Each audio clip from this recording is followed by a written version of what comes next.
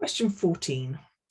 If P is a positive integer and Q is a negative integer, which of the following is greatest? So I've listed these down.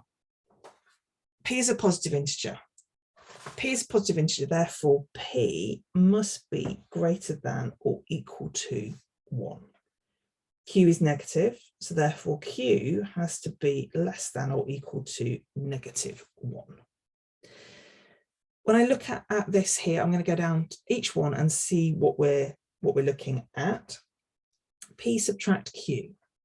Well, if I've got a number greater than 1 and I subtract a number less than 1, this is going to be a number that is greater than whatever P is.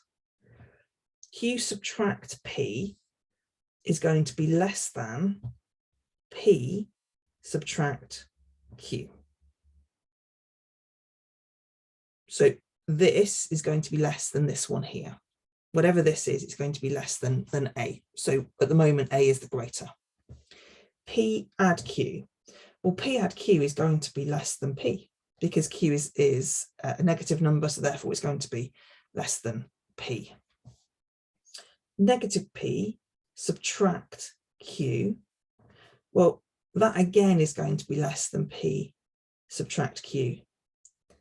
We have enough information to see that this A is greater than the others, therefore the answer is indeed A. This is the greatest.